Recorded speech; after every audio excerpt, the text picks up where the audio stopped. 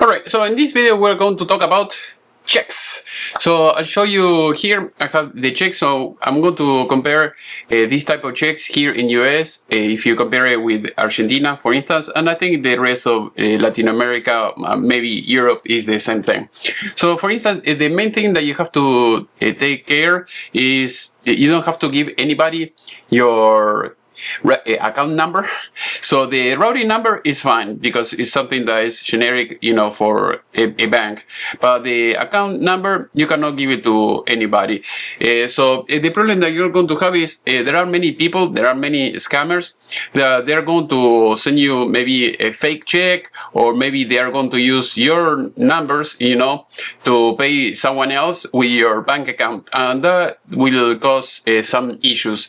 So for instance, in Argentina, they have something that is called a CBU, and it's just one number, and with that number you can give it to anybody, and it's only to receive a payment, but you cannot, they cannot withdraw any payment from your bank account. So for instance, here I have two. So this is from a company. So as you can see here, you're going to have the company names, the check number as usual, the signature, and that's it. So that is me, and here you're going to have the routing number and the account number. Usually here in US you have to care, to save or this account number, and don't give it to anybody. And if you want to receive a payment, what you can do is just receive a payment using a Zelle or Cash App or Venmo or something else. So because if you use this, for instance, Zelle, Cash App or Venmo, usually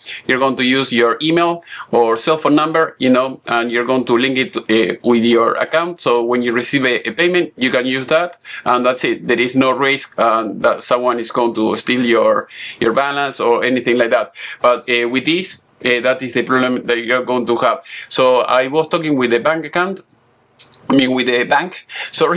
about my bank account, and they told me if you have a company, they can offer you, like a special service that they will protect the account. So basically, so that way you're not going to have any issues. But if you're just a regular user, like a end user, you're going to have the issue that maybe you don't have that protection, and you will have to pay an extra. So if you don't want to worry about this, that will be the best way.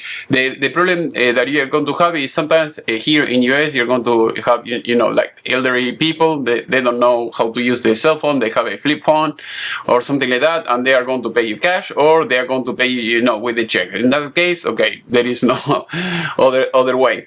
But also you have to keep in mind that sometimes people, if they are in a bind or they are very tight with funds, they will give you a fake check, or they will give you a good check but without funds, and you're going to have an issue that you're going to get the check is going to bounce, and you're not going to have the payment. So I had a guy that I know, he told me that he got paid, and that was the situation. The guy didn't have the cash, and because he needed a repair in his house as soon as possible, he knew that the check was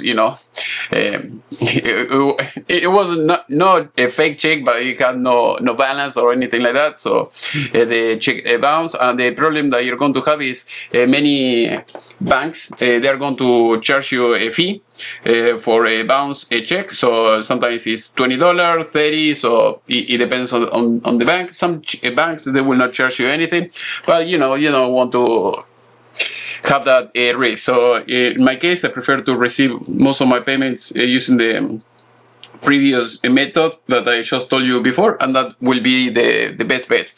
Otherwise, be careful with this, so that way you don't get the scam. And if you're in Argentina, use the CBU. It doesn't matter. It's a number like this, but it's only just to receive a payment. As far as I can tell, nobody was scammed that way. Anyway, in Argentina, you have many people, they don't have the cash, and they give you a check, in 30 days.